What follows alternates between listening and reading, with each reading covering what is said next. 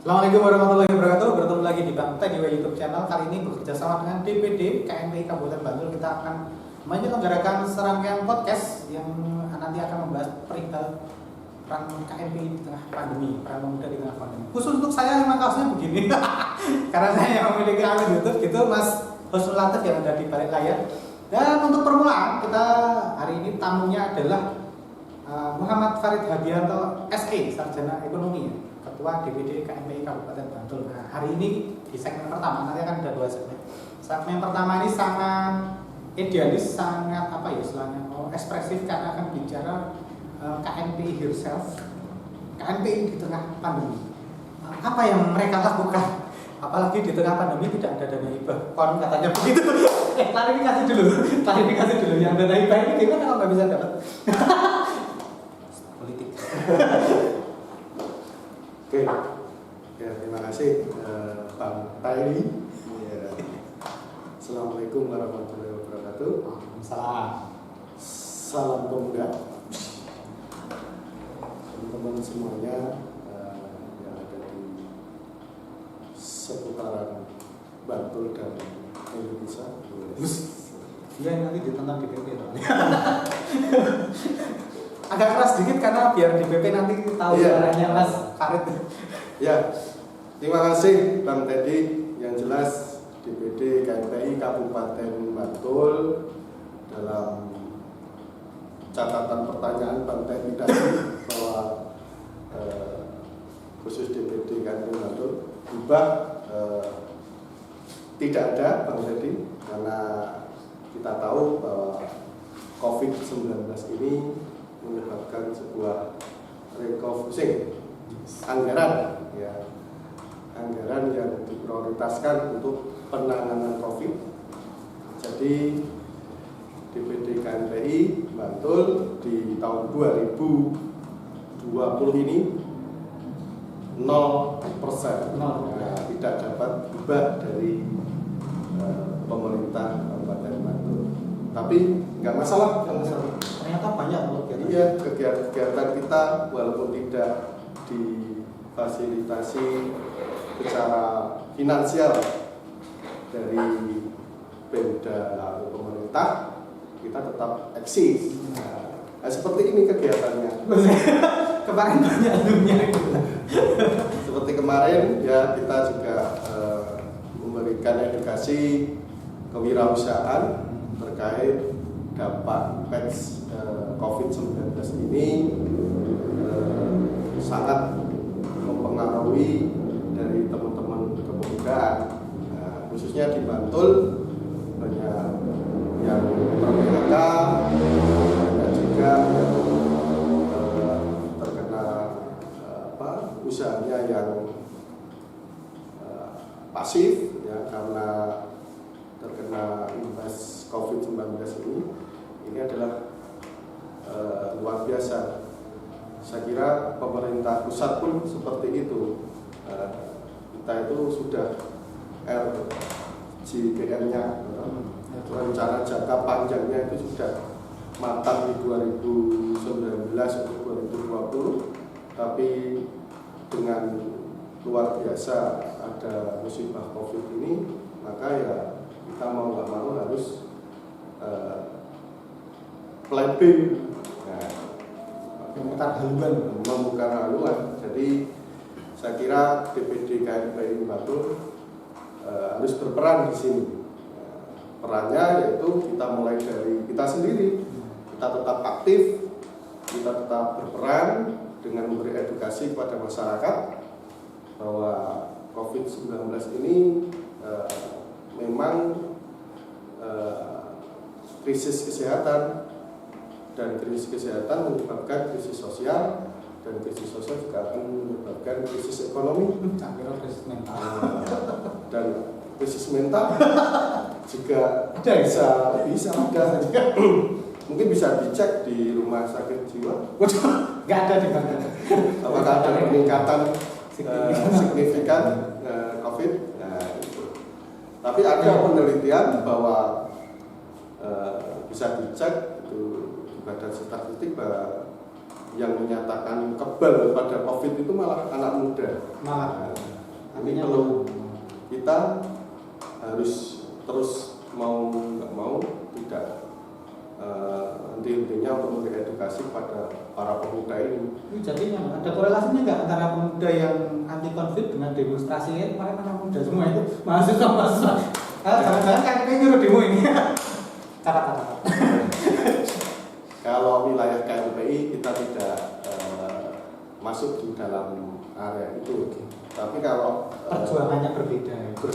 Tapi kalau individu dan sebagainya monggo, itu bagian dari kebebasan berpendapat. Tapi kita ya saat KMPI harus realistik dengan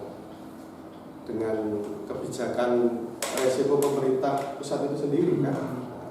Tapi kritis harus dilakukan. Ya, kritis harus dilakukan dengan solusi. Diskusi. Nah, itu harus kita harus memahamkan juga bahwa pemuda juga harus kritis, juga harus solutif. Nah, itu yang jelas seperti itu. Kalau di KMP itu sebutannya bukan Hamid ini kan jangan Bung Farid. Tapi gini, kegiatan KMP itu kan kalau situasinya normal, tidak ada pandemi kan banyak dari bidang-bidang. Ya. Artinya apakah kemudian selama pandemi itu kegiatan bidang-bidang bisa jalan dengan normal atau gimana? Tadi kan ada contohnya yang kewirausahaan itu saya lihat sendiri ada seminar online. Apakah yang lainnya juga di online kan? Nah, ini benar. Jadi secara karena kita juga harus tidak bertatap muka, tidak sering-sering bertatap muka, tapi kita harus dengan alternatif daring atau webinar dan sebagainya. Tapi kemarin kita sudah mengawali bidang kewirausahaan dan juga bidang seni dan budaya kan? Bidangnya beta. Bidangnya beta Cincinnati ya. Itu kan kita juga sudah berupaya bahwa perjalanan organisasi KMP ini tidak berhenti di situ aja, tapi di kondisi COVID kita juga aktif, kita juga berperan dan menyiapkan uang OKP di mana seperti IMAPA kemarin juga membuat webinar dan sebagainya. Kita juga memberi apresiasi pada teman-teman pemuda yang terus aktif dalam kegiatan-kegiatan. Dan walaupun kita bidang-bidang yang lain belum aja kita di 2020 ini semuanya berjalan gitu. Tapi insya Allah dengan adanya podcast seperti ini nanti semua bidang akan bergerak dan memberi edukasi kepada masyarakat. Oke, teman-teman, podcast ini sebenarnya dikerangkani oleh bidang teknologi dan informasi DPD KPI Kabupaten Bantul. Saya hanya sebagai host saja ya, nanti ada co-host dan sebagainya. Nanti teman-teman di bidang IT yang bergerak ini salah satu bukti konkret nggak ada masalah itu. Dari kemarin juga sudah websitenya terus dipelihara, medsosnya juga dijalankan. Terus setiap kali ada peringatan hari besar, ada flyernya pengucapan selamat bersepeda, hari kesehatan sedunia, dan seterusnya ada.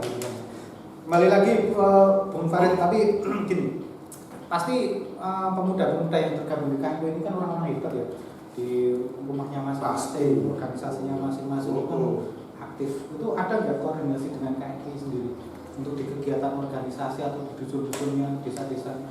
Ya, KMPI selalu sinergi dengan beberapa organisasi yang lain seperti Karang Taruna, itu jelas kita juga sinergi. Kemarin juga kita sudah mengapresiasi dengan perlombaan Karang Taruna Desa se-Kabupaten Bantul. Kita juga memberikan saran itu dan kita juga bersinergi, berkolaborasi dengan organisasi-organisasi yang lain, yaitu kita juga BPPD, ada Tagana dan sebagainya. Itu kita berperan di situ dan kita beberapa personel KMPI juga aktif di beberapa lembaga-lembaga kesehatan seperti itu. Jadi tidak intinya kita memberi edukasi terkait COVID ini. Itu kan. Tapi Bung, gini, artinya ketika kemudian ada pandemi, pemuda memang mungkin secara penelitian tadi dikatakan lebih kebal terhadap virus COVID, tapi jadi persoalan nggak itu di masyarakat ketika kemudian anak muda itu sangat aktif, kamu aktif kamu harus pakai. Ya, nah ini persoalan kita bersama. Ini saya juga sering membaca berita-berita hasil indikator penelitian dari beberapa lembaga ya. Jadi kebanyakan masyarakat itu masih menganggap COVID ini biasa-biasa saja, dan kita bisa dianggap virus ini tidak berbahaya sekali. Seperti itu. Dan banyak penelitian, hasil penelitian itu survei itu kebanyakan kaum pemuda yang mengatakan seperti itu. Iya. Dan kalau masyarakat umumnya sebenarnya pemuda itu malah gampang ya, tidak gaptek ya. Ada teknologi media, ada medsos dan sebagainya. Sebenarnya dia menyaring informasi itu mudah. Tapi ya ini PR kita bersama, bahwa kenapa pemuda malah dia cuek dan sebagainya itu lebih besar daripada umur yang antara 17 tahun sampai 40 tahun. Nah, yang umur lebih dari 40 tahun sampai 50 tahun lebih sadar daripada yang umurnya 17 tahun sampai 40 tahun. Kalau KLBI kan 17 tahun sampai 40 tahun. Kalau undang-undang kepemudaan kan 17 tahun sampai 30 tahun. Jadi kita sebenarnya kalau undang-undang kita tidak pemuda ya. Sudah tidak pemuda ya. Anda ya Bapak, kalau saya masih pemuda. Ini jiwa pemuda. KLBI tetap pemuda. Karang Taruna sampai 45 tahun. Maka masalah tua pun masih pemuda, yang penting dia single victor. Maksudnya betul. Mau bertarung. Karena di foto ya. Karena di foto. Sorry ya teman-teman. Baik, kita lanjut Bung Farid. Tapi ada juga kemudian banyak orang mengatakan dulu sebelum ada pandemi, apa sih peran pemuda terhadap bangsa dan negara buat daerah itu. Sekarang pandemi nggak ada uang. Pertanyaannya, wah ini nggak ada ini peran pemuda ini, karena tadi dikatakan juga harusnya melek medsos, tapi ternyata juga sedikit orang yang bisa mengakses medsos, melawan hoax, kemudian bisa dikabarkan ke masyarakat. Iya gitu kan. Jadi itu duanya semakin seru ya. Iya. Ini tantangan kita semakin serem sekali. Memang. Jadi nggak ada solusi. Solusinya harus ada. Makanya kita harus sinergi dengan OKP yang ada di Kabupaten Bantul, organisasi kemasyarakatan pemuda, di mana semuanya mari kita bareng-bareng berperan di situ memberi edukasi kepada para pemuda di wilayah Bantul itu. Kita tidak intinya, apalagi kalau orang yang sudah berorganisasi itu tentunya lebih confident ya, lebih cepat mencari solusi. Cepat cari solusi. Yang kita harusnya seperti itu idealnya ya. Makanya OKP KNPI selalu memberi komunikasi kepada teman-teman organisasi pemuda ini di Bantul untuk tak henti-hentinya untuk selalu beredukasi terkait dengan COVID ini. Ini yang paling menarik dari personal Bung Farid ini adalah persoalan pribadinya sudah selesai.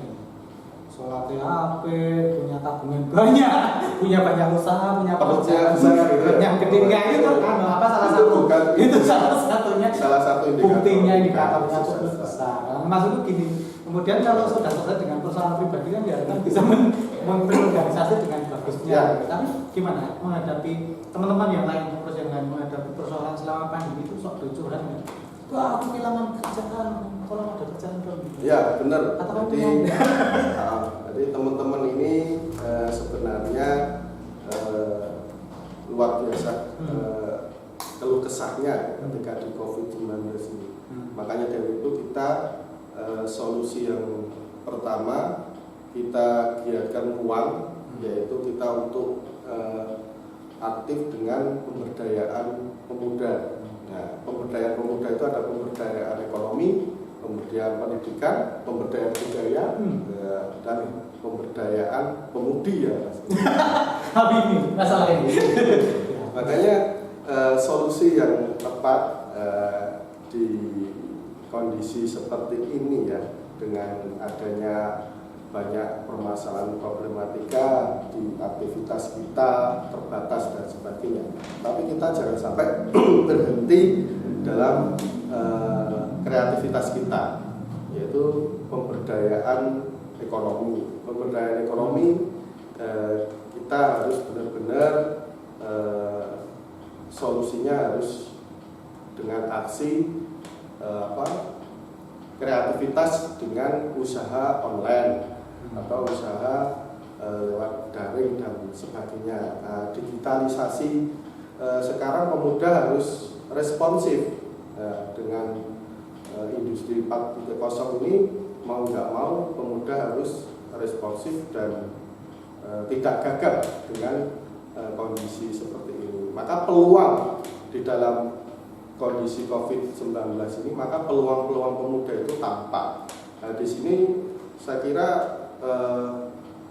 keluh kesahnya teman-teman KNP itu kemarin kan butuh konkret terkait pemberdayaan apa yang pas pada masa kondisi seperti ini. Makanya kemarin kita salah satunya dengan melakukan kegiatan kewirausahaan, dan selanjutnya nanti kita memfollow up ada pelatihan kewirausahaan lagi yang lebih spesifik dalam menghadapi kondisi seperti ini. Karena juga akses perbankan, akses perbankan ya, ini yang kita lihat pemerintah pusat ini kan banyak menggelontorkan BLT dan akses bantuan langsung pada masyarakat. Tapi siapa yang mendapatkan? Nah, itu harus kita cek juga. Yang mendapatkan kalau itu pemuda, karena akses perbankan itu hanya 17% lebih ya. Itu UMKM hanya 17% yang mendapatkan akses perbankan.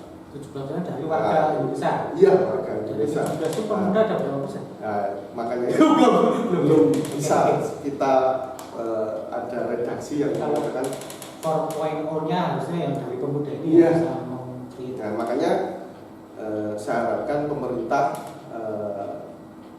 perhatian penuh dengan pemberdayaan. Apakah memang perbankan ini tidak terbuka dengan orang-orang pemuda? Karena belum punya kolektoral atau belum punya kemampuan berusaha yang kuat. Jangan-jangan belum dianggap gitu. Jangan-jangan belum percaya dengan pemuda yang berat. Sebenarnya UMKM yang pelakunya para pemuda ini sebenarnya peluang yang luar biasa. Makanya pemerintah seharusnya benar-benar akses, baik akses perbankan, bantuan dan sebagainya, itu aksesnya terbuka. Ada komunikasi. Iya, makanya. Tapi kalau memang mau dijadikan revolusi kemakmuran, memang harusnya anak muda yang sekarang katakan usia 17 sampai 22, nanti kan 10 tahun lagi usia mereka 32 udah sukses gitu kan. Iya, harusnya gitu. Harusnya kalau kita mau mengejar ketertinggalan dari negara-negara lain yang konon perubahan. Konon, saya juga belum pernah ke Korea sih. Itu ditandai sama Pak Ketua deh. Oke, kita lanjut tadi gimana tentang ini. Jadi memang keyword yang mau dilaksanakan oleh KNP adalah persoalan ini ya, untuk mengatasi persoalan pemutusan kerja, kemudian tidak ada pekerjaan, tidak punya modal untuk usaha, kaitannya dengan masalah. Ya betul. Jadi kita perlu memberikan motivasi dan informasi ya, kepada para pemuda di Bantul. Sekarang juga pemerintah tidak henti-hentinya memberikan bantuan. Nah, ini maka pemuda juga harus respon dengan itu. Tapi tidak hanya itu juga. Jadi pemuda juga harus kreativitas pemberdayaannya itu harus jeli dengan kondisi seperti ini. Dengan produk-produk yang update sekarang ya, produk-produk yang diterima di masyarakat, produk-produk yang mudah disukai oleh masyarakat. Nah itu Bang Dedi. Kalau teman-teman pengamatan Bang Farid sendiri, teman-teman yang di Bantul, pemuda di Bantul itu udah gaptek nggak sih? pada gaptek atau tidak sih sebenarnya? Nanti kan kaitannya dengan tadi katanya untuk pemasaran online gitu. Iya, kalau di Bantul saya kira Bantul sangat bagus dalam hal teknologi, ya, karena bisa dicek itu lalu lintas media sosial di Bantul itu Cepat gitu. banyak sekali. Nah, mungkin pelajar, mahasiswa dan para muda yang nganggur dan para muda yang Saya itu. yang bekerja, saya kira semuanya sudah tidak gaptek sekarang. Sudah bisa mengakses teknologi. Ya. Artinya ketika kemudian pilihan selama pandemi itu adalah katakan jualan online dari Ya. kreativitasnya itu hal yang Saya harapkan seperti itu. tepat. Nah, jadi pemuda ini peluang yang besar, yaitu dengan teknologi ini bisa kita manfaatkan sebaik-baiknya. Tapi kalau menukik dari persoalan tadi yang kemudian bantuan-bantuan itu yang sampai ke masyarakat hanya 17% yang dapat, itu pun kita belum tahu berapa persen pemuda yang dapat. Nah, di luar yang Pelaku UMKM itu yang nggak tahu kita. Nah, oke. Apakah Misalnya itu kemudian pemuda? ada anggota atau pemuda di Bantul yang tidak bisa punya modal, padahal dia punya kreativitas nih, mau jualan batu bata dengan motif batik. Baru loh ini ya, batu bata motifnya batik dipres ya. Tapi dia bingung nih, nggak punya modal, gimana nih caranya? KIP bisa mengangkat Ya. pribadi. Makanya Oke. saya juga salah satu anggota KNPI di sini juga mengajak para koperasi, para perbankan dan lembaga-lembaga sosial, baik lembaga filantropi atau lembaga-lembaga yang di bidang sosial atau dakwah, atau di dalam agama Islam ada dakwah dan sebagainya. Itu kita sekarang saya mengajak diri saya sendiri juga dan mengajak para teman-teman yang masuk di dalam area filantropi, itu kita sekarang fokus di pemberdayaan, empowerment, yaitu kita lebih ke pemberdayaan dengan pelatihan-pelatihan, monitoring, pendampingan, dan akhirnya nanti dia akan mandiri. Segitu. Nah, makanya dari itu kita tidak tergantung sama pemerintah juga. Oh iya. Makanya dengan Kemandiriannya itu non pemerintah ini, KNPI di situ juga di dalamnya bisa kolaborasi dengan beberapa lembaga sosial dan lembaga filantropi. Saya kira ini cukup bisa minimal membantu pemerintah khususnya di Kabupaten Bantul ini.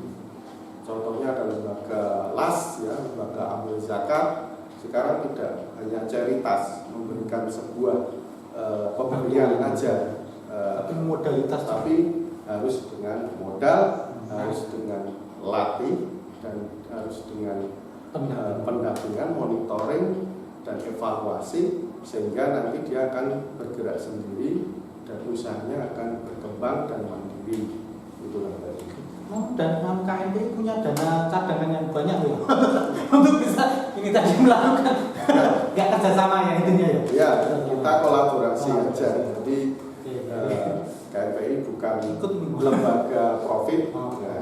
KNPI adalah non profit. Oke, mungkin kalau tadi Bang Farid lebih banyak mengupas persoalan problem kita sebagai anak muda di masa pandemi adalah persoalan kewirausahaan. Tapi ada nggak di bidang lain mungkin atau hal lain yang perlu kita angkat bersama di KNPI Bang menghadapi pandemi selain kesehatan ya, karena kesehatan memang masalah utama. Terima kasih Bang. Ini kita belum melangkah ke bidang wisata. Serem gitu. Wisata. Beta lagi. Beta lagi. KNPI juga sudah memberikan edukasi kepada kita untuk kembali menggeliatkan wisata dengan catatan tetap selalu protokol kesehatan kita utamakan. Ya, itu kemarin alhamdulillah kita juga bekerja sama dengan Dinas Kebudayaan, yaitu kita sadar tentang museum sejarah kita, jas merah, jangan lupakan sejarah. Biru mas. Jas biru mas.